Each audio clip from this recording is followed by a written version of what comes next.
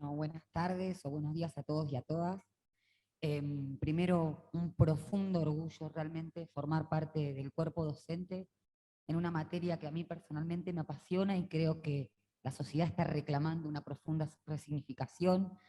Agradecer obviamente a la Universidad de Tierra del Fuego, a CONADU, al Instituto de la Memoria.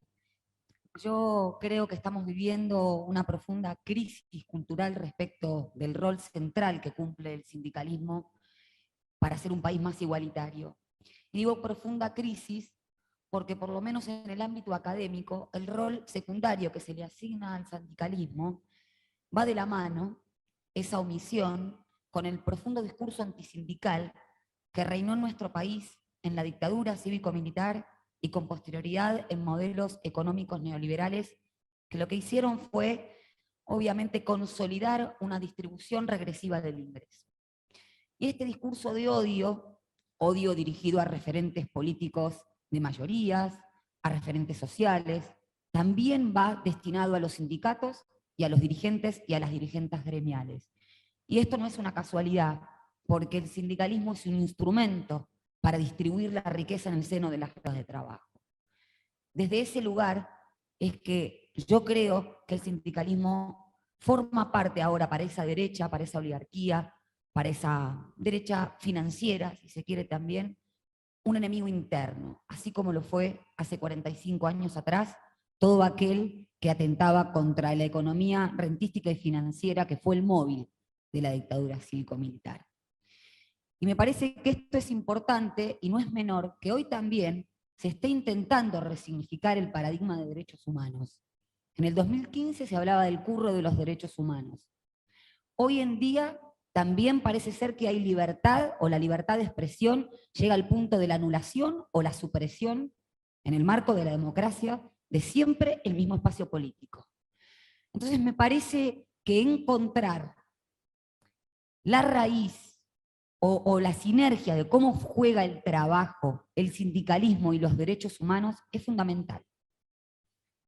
Porque en una sociedad global cada vez más desigualitaria, en donde cada vez hay más personas que lo único que tienen para participar de esa riqueza es vender su fuerza de trabajo, no por nada quieren nuevamente instalar reformas laborales, precarizar derechos y flexibilizar siempre los mismos derechos constitucionales, que llamativamente son los que tienen los laburantes.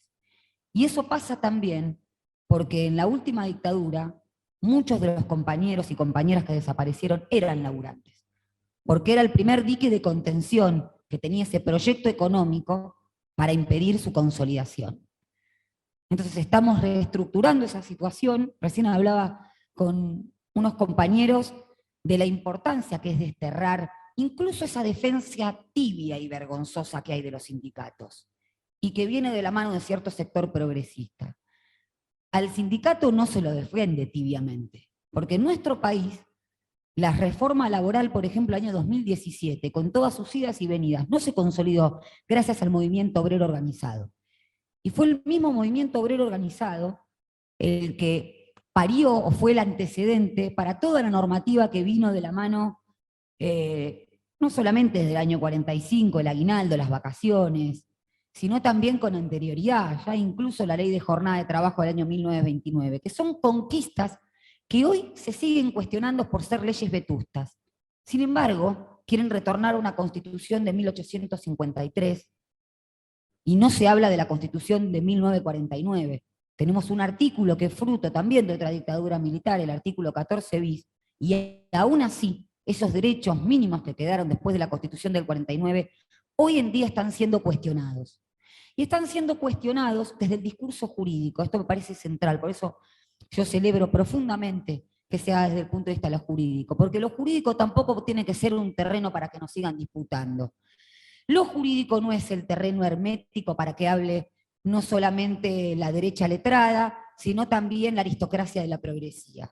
El pueblo se tiene que apropiar de esos derechos. Porque cuando el pueblo se apropió de esos derechos, por ejemplo en 1974, cuando se sancionó la ley de contrato de trabajo, era consecuencia de toda esa lucha obrera. Y no por nada tuvieron que podar la ley de contrato de trabajo el 23 de abril de 1976, sino hacer desaparecer a todos los que lucharon.